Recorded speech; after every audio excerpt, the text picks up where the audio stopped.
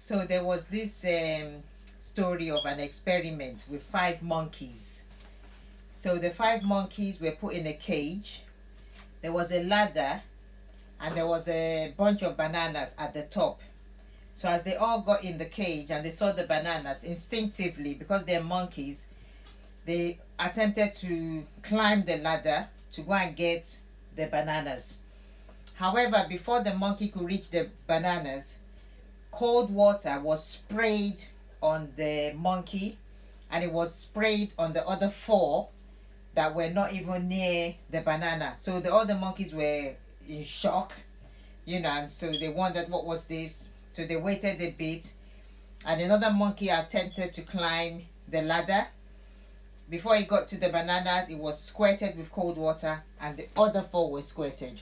So each time a monkey attempted to climb the ladder to get the banana, that monkey would be squirted, the other 4 would be squirted. So it got to a point that when one monkey attempts to climb the ladder, the other 4 will grab it down. They would just go and grab it down. Get down from there. We're being punished for something we didn't do. So even when one of the monkeys was removed and a new monkey was brought in, when this new monkey wants to climb the ladder, the others will just pull it down, so then it won't go there. Another monkey will be removed, a new one will be brought in. If that one wants to climb the ladder, they will all pull it down, including the monkey that had never been squirted, until at the end of this experiment, none of the original monkeys were there, but none of them attempted to climb that ladder because it had been inbuilt in them that if you climb the ladder, you get punished. So at the end of our last numbers, we saw where God vowed not to let that generation of people go into the promised land because of their moaning, their whining, their complaining. So at the beginning of Numbers 15, the rules and the regulations, the law is repeated. So it's repeated because they have now come to realize that when one sins, they all get punished, just like the monkeys. When one monkey goes up the ladder, they all get punished. So they have now realized that one of them cannot sin because it's not one person. God sees all of them as one, as one nation. And so if you remember in the book of Joshua, Achan, when he stole the forbidden things, all Israel were punished. They were conquered at Ai because of what Achan alone did. And 36 Israelites were killed because of that. So the rules and the laws are always constantly repeated. And even in, though we haven't done it yet, the book of Joshua, we will see later how the Israelites went to the other Israelites who were on the east side of Jordan, thinking they were now into idolatry and they will all be punished. It won't just be them. Before they now explained their stand and said, no, we are not into idolatry. We're still worshiping Yahweh, and explained their point. But when we get to Joshua, I'll explain that detail more clearly. So, and then in the law, God says anybody who opposes the law should be sent away, should be sent out of the camp.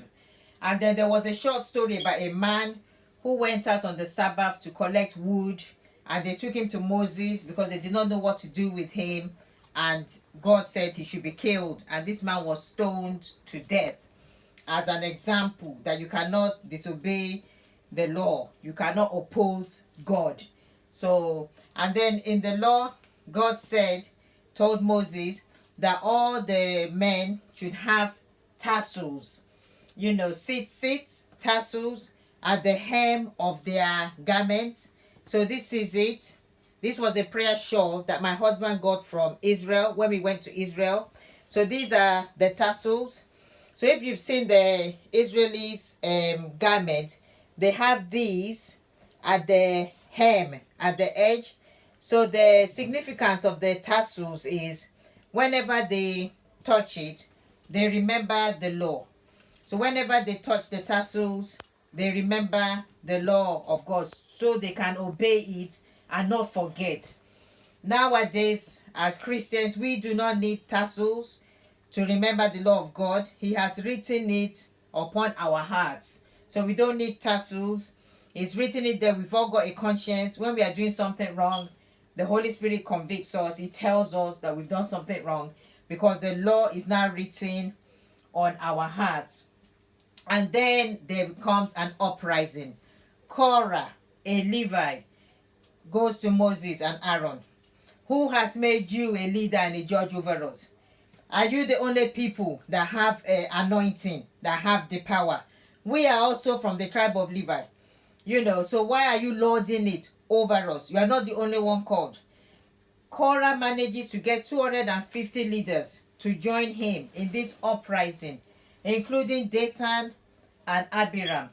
They go to Moses and Aaron. Moses does not talk. He goes to God. He prays. He asks God, see this insult. What do we do about it? God says all 250 leaders should bring their incense the next day to come and burn it at the tabernacle, including Aaron. Then we shall see whose incense the Lord will accept. Then we know who and who is in charge. So Moses sends for Dathan and Abiram to come so that they can talk about this, but they refuse to leave their tents. Who are you to call us to come? We accept what Dathan, what Korah has said. We totally agree with him. Why should it only be you and Aaron who is leading us? Now, Korah is a Levi. The Levites are there to protect the tabernacle. They work in the tabernacle. They look after the holy things of God, the holy things of Yahweh, and they look after the priest. So in the book of Malachi, when they bring the tithes to the Levites, they also give from there to the priest. So, and the sacrifices also, they have a portion, including the priest. But here we see that they are not content anymore in just being a Levite. They also want to be a priest. So they want to go into a role which God has not put them in, a role which God has not selected them to be in. They were no more content with just supporting the priest, so to speak. They wanted to be priests as well. So Dathan and Abiram refused to come to Moses. They refused to attend to him. So Moses and Aaron go to the tents of Korah, Dathan, and Abiram, and they were there. And he says all the other Israelites should move away from these tents, move far away from them. So, and then Moses said, if God has not called me, then you guys will die a natural death. But if he has called me, you will die an unnatural death that has never happened before. And right there and then, the ground opened up and swallowed the three of them, including their families. So the ground opened up, swallowed Korah, Dathan, and Abiram, and closed back. So they were gone. So the Israelites now fled, all screaming in fear, thinking the earth is going to swallow them up as well. And then fire came down and destroyed the 250 leaders who had brought the incense. But the offering pans they used to burn this incense was consecrated and dedicated to the tabernacle, so it can be used because it was holy. Now people came and started complaining about the killings, that those people who died, they are the Lord's servants. They are from the holy tribe, the tribe of Levi, and they were just killed just like that. Moses and Aaron, what the hell do you think you are doing? How can these holy people just die like that? God was angry with these complaints. A plague started among the people. The plague started killing people. 14,700 people fell down dead. So Moses had to quickly take incense and called Aaron, quick. So they were using this incense, going around the people, and then the plague stopped. However, almost 15,000 people had died because of it. Then God said, right, we're going to sort this out once and for all. So all the leaders, every leader of the 12 tribes should bring a stick, like a rod. They should all bring it. They should all write their names on the stick. Aaron's name should be written on the stick belonging to the tribe of Levi. They should all bring it into my tent. And then in the morning, you will know who I have called, who I have chosen to be leaders over you. So we will sort this out once and for all. So they all brought their sticks. They all wrote their names on it. Aaron's name was written on the Levi stick, and they put it there. The next morning, Aaron's stick had budded. There was leaves and flowers over it. So they all knew that Aaron was the one that had been selected. The people were fearful because they had moaned, they had complained, but against the Lord's chosen one, against the Lord's anointed.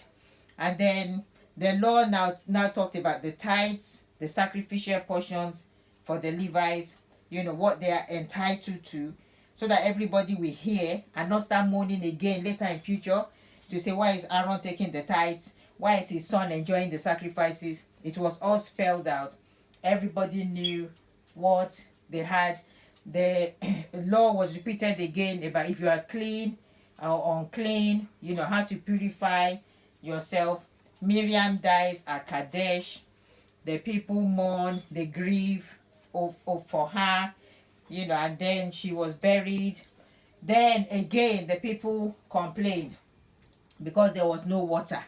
They said, we wish we also had died in the fire. The fire that came down and destroyed the leaders, those who came out with the incense. We wish we also had died in the fire. At least they are now free. They are not suffering anymore. There's no water. No water for us. No water for our animals. No water for our children. We should have just stayed in Egypt. At least we had water there. We had food there. They just started complaining and moaning and whining. And then Moses goes to God. What should I do? God says, okay, speak to the rock, and water will flow, the people will drink. They will be satisfied, their animals will be satisfied. Moses goes out with his rod, his shepherd's rod, and he tells the people, you rebellious Lord, should we bring water out of the rock for you? Should we satisfy you? He takes his stick, he whacks the rock twice. Water gushes out. The people drink. However, God is displeased because the instructions was speak to the rock. But Moses did not just hit the rock once, he hits the rock twice. God is angry, and he tells Moses, because of what you have done, you did not honor me in the presence of these people. You did not speak to the rock and let them see my glory. You whacked it twice. You will not enter the promised land because of that act that you did. So you will not be the one to take them into the promised land. So the journey continues. They get to the king of Edom's territory. They want to pass through the land to carry on the journey. It will be much quicker than going round. The king of Edom comes out and refuses them access. He says no.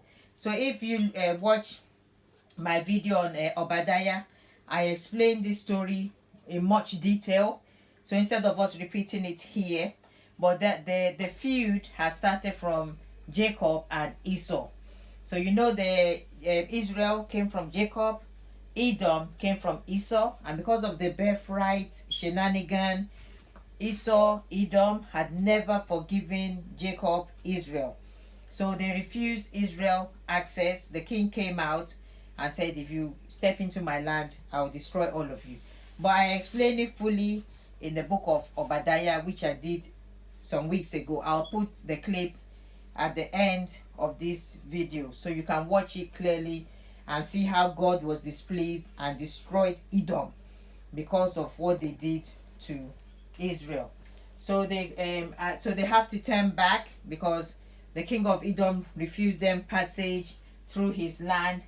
And when they got to Mount Hor, H-O-R, God told Aaron that he's going to die.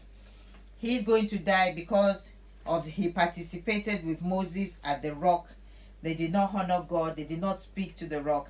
So he is going to die. He's not going to go into the promised land. And so he tells Moses to remove Aaron's priestly clothes and put it on Aaron's son Eleazar. So the three of them go on top of the mountain, and Moses removes his priestly clothes, puts it on top of, wears it on for Eleazar, and Aaron dies on the mountain. So when they come back down, the people know that Aaron is dead, and they grieve for him. They mourn, they mourn, they wail, they're sad for Aaron. And then the journey continues, but the people become impatient. They are mourning again, whining again, complaining again. God sends snakes into the camp. The snake starts biting the people, and they are dying. As the snake bites them, they are dying. So Moses now cries unto God, intercedes again for the people. God, please help us, stop this, please help, have mercy. So God tells Moses to build a bronze statue of a snake. So make a snake, is a bronze of a snake, and hold it up on a pole. So when anybody is bitten, once they look at the snake, they will live, they will not die. So when people got bitten, they have to drag themselves or carry it quickly. Once they look at the bronze snake, they live. So you have to look and live. My brother, live. Look and live. My sister, live. So they looked and lived. And remember Christ, he said, when I'm raised up, I will draw all men unto me. So you look at the cross and you live. And so King Balak of Moab, he has heard about the Israelites, and he's scared, he's worried. He's heard that every territory that they pass, they conquer, they are victorious. So he calls Balaam, a prophet, for help. He says, Balaam, please come and curse the Israelites for me, so that they will not succeed. I don't want them to take over my territory. So the King Balak sends officials to Balaam. So God asks Balaam, who are these men? And Balaam tells God that they've come so that he can go and curse Israel. God says, do not follow them. I have blessed Israel, so you cannot go and curse them. Don't go with them. So he tells those officials that I'm really sorry. No matter how much the king wants to pay me, the Lord has said I should not go, so I cannot come. So I'm sorry. So those officials left. The king doesn't want to give up. He sends another officials, greater ones this time, to come to Balaam to please plead with him to come and curse Israel, so that he will be able to defeat them, because everybody knows that Israel are blessed, but if they are cursed, then he will be able to overpower. So Balaam does not tell the people immediately that they should go. He has already heard from the Lord not to come, but he says, let me go and find out what God wants me to do. So he goes to God, and God says, okay, go with them, but you must do exactly what I ask you to do. Say exactly what I tell you to say. So Balaam is happy. He gets up, he rides on his donkey. So God must have seen his heart, that all he's after is money. That, oh yeah, he must have been rubbing his hands with glee, thinking about the gold coins that he's going to get from the king. So on the way, the donkey turns aside from the road instead of going straight, and brushes Balaam's leg against the wall. Balaam hits it with a stick to keep it going straight.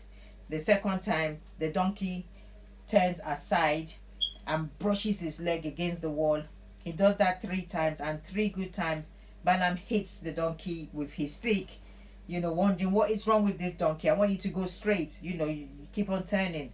Then God opens Balaam's eyes, and he sees an angel standing right in front with a sword drawn to kill Balaam.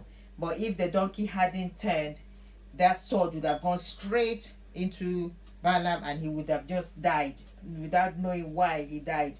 So the donkey says, all these years I have been with you, have I ever disobeyed your orders? This is what I was protecting you from. And then Balaam now realizes that what he's doing is wrong, the angel says, you should thank the donkey. Even though I would have killed you, I would have slain you on the spot, because of this journey you are going. So he says, all right, since God doesn't want him to go, he'll turn back and go back home. And then the Lord says, no, you just go and do what I asked you to do. So he gets there, and the king, they prepare the sacrifice, prepare everything, gives him lots of money, and says, right, they are on top of a hill, a mountain, a high place. Israel are down at the bottom, unaware of what is going on up there. Totally unaware. Balaam opens his mouth, but instead of curses, blessing comes out. Blessing flows forth. The king says, what are you doing? These people are already blessed. I called you to come and curse them, and you are blessing them again. He said, I can't curse those whom the Lord has blessed. How can I curse somebody that God has not cursed? The king says, try again, try again. They go and they do more sacrifice. Each time he opens his mouth, instead of curses coming out, blessings pour forth. This happens 3 times. And the king was very, very displeased with Balaam, that this is not what I called you for. I didn't ask you to come and bless them. You see, and this is what happens with a child of God. We are walking around daily, blindly. We don't know what's going on. There are people who are chanting, people who are trying to curse us. And God is changing all those curses into blessings, because he has blessed us. And nobody can curse whom God has blessed. So Balaam is not able to carry out the king's wishes to curse the children of Israel, because they are blessed already. But however, he does come up with another plan to cause them to disobey God, so that God will be angry with them. So if we look at the book of Revelation chapter 2 verse 14, Revelation 2:14 says, nevertheless, I have a few things against you. There are some among you who hold to the teaching of Balaam, who taught Balak to entice the Israelites to sin, so that they ate food sacrificed to idols and committed sexual immorality. So we can see from this verse, Revelation 2:14, that even though Balaam could not curse the children of Israel, he now taught the king what to do. Send in women to entice the men, so that they will sleep with them and they will bow down to their idols. Then God will be cross with Israel. Then they will be cursed anyway, without me even opening my mouth. Now this is now what Balaam teaches Balak to do. And Balak does it. They send in women, Moabite women, into the camp. They entice the Israelite men. They sleep with them and they start worshiping idols. So God is displeased, and in his anger 24,000 Israelites died. God also commanded all the leaders to be killed, because it's their responsibility, and they caused this to happen. So they also were killed. So 24,000, because of Balaam's plan with Balak. So these people all died. So after this, there was a second census. This is about 40 years from the first census, because a lot of people have died, some in the plague, some by the hand of God. Some children are born, some have reached the age now to be counted. They have not reached the age the first time, and they need to know how many men they have to be able to fight in the battle, to join the army. And then the law changed for women. There were these daughters who went to Moses to say their father died without a son, so that means they don't have inheritance. And then God in his mercy changed the law, so that any man who doesn't have a son, the daughters can also inherit his property, can inherit, instead of the property going to another tribe, be swallowed up amongst the Israelites. So that law was changed to favor them. And then there's also the law about sacrifices and vows. If a married woman makes a vow, her husband can overturn it if he's not happy. If a young lady not married makes a vow, her dad can overturn it and say no, that law, that vow. So I can go to church on Sunday and say I vow to give 10,000, and my husband can say nope, sorry, you're not giving 10,000. So that's also part of the law. And then the Israelites went to war with the Midianites and won. God said they should destroy the Midianites because they caused the children of Israel to go astray, by sleeping with these women and bowing down to idols. So they were defeated, and Moses shared all the spoils amongst the Israelites. And Reuben and the half tribe of Manasseh, they asked Moses permission if they can remain on this side of Jordan. They have seen the land, they have seen the grass, they have a lot of cattle. They said they want to stay here. They don't want to cross over to the promised land. Can they stay here? We will see more about this in the book of Joshua. When we teach Joshua, I will explain this in more detail. And Moses says, okay, they can stay, but they need to help their brethren. So when they are crossing into the promised land, they have to go and help them fight, get their lands before they will come back. They can't just leave them, which they promised to do, and which they did do when Joshua led them into the promised land. And then there was the instructions that Moses gave them. When you get into the promised land, destroy everybody and destroy all their idols. Destroy everything. Don't leave anything behind, and divide the land between the tribes. And we shall also see this in the book of Joshua. Joshua splits all the land for the people. The Levites don't get land because their inheritance is in the Lord. So in the book of Joshua, the Levites are divided among all the towns. So every town had a Levite, so people can go to them for their spiritual needs, but they don't have a land because God has provided for them through tithes, so they can eat. That's their own fee. And Moses also says they have to create safe towns when they get into the promised land, and we shall see that also in the book of Joshua. So these safe towns were created. These are places where people can flee for refuge. If you accidentally kill a man, you run to the safe town and hide there until the justice can be carried out, or until the high priest dies, and then you can go back. So this is just to protect people who unknowingly, accidentally killed somebody, so that their family will not take revenge on the person. So Moses talks about it, and it happens in the book of Joshua. And then at the end, there was now problem with the women inheriting their father's lands, because in those days, when a woman inherits land and she gets married, the land belongs to her husband.